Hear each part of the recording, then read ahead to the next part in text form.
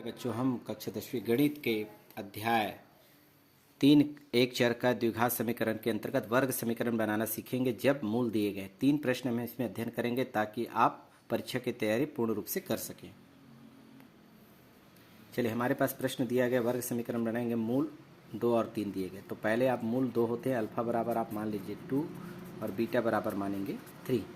तो हमारे पास वर्ग समीकरण बनाना है। तो वर्ग समीकरण बनाने का हमें फार्मूला पता होता है, x square minus alpha plus beta. Alpha plus beta को हम पढ़ते हैं मूलों का योगफल, x plus alpha into beta is equal to 0। चाहे तो आप इस मान को अलग से निकाल सकते हैं, अल्फा प्लस बीटा, यहाँ पर अल्फा प्लस बीटा। तो यहाँ पर हम देखेंगे अल्फा का मान 2 प्लस बीटा का मान 3, जोड़ेंगे तो कितना आएगा 5। ये अल्फा इंटू बीटा यानी मूलों का गुणनफल है। तो 2 अल्फा का मान गुना कर देंगे 3 से, तो कितना आ जाएगा 6। इन दोनों का मान यहाँ पे रखना है बस। इस तरह से आगे प्रोसेस करें, एक्स स्क्वायर का एक्स स्क्वायर माइनस का माइनस, अल्फा प्लस बीटा का मान कितना है 5, एक्स का x plus alpha into beta का मान क्या है 6 इज इक्वल टू 0। यही आपका आंसर है। फटाफट तरीके से और 2 क्वेश्चन हम बनाते हैं। चलिए, हमारे पास दूसरा प्रश्न है, 2 है ना, मूल दिए गए, इसमें भी वर्ग समीकरण बनाना है। तो अल्फा बराबर आप मानेंगे -5 और बीटा बराबर मानेंगे -3।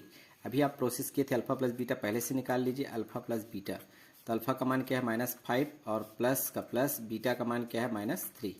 यहाँ पर संक्रिया कर लेते हैं, -5 का 5 प्लस माइनस का गुना माइनस होगा और ये 3, तो -5 -3 कितना होगा -8 होगा। ध्यान रखेंगे यहाँ पर अल्फा इंटू बीटा का मान निकालेंगे तो -5 गुना -3, दोनों का गुना करेंगे तो माइनस माइनस का गुना प्लस होता है, 5 गुना 3 करेंगे तो 15 आ जाए।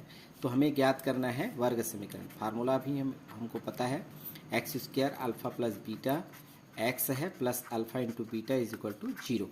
तो एक्स स्क्वायर का x square minus alpha plus beta का मान हमारे पास देख पा रहे हैं -8, तो कोष्टक में रखेंगे -8, एक्स का x plus alpha into beta का मान हमारे पास क्या है 15 यानी 15 इज इक्वल टू 0।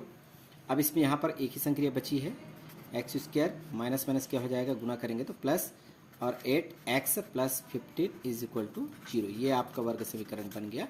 दूसरा प्रश्न तैयार। तीसरा प्रश्न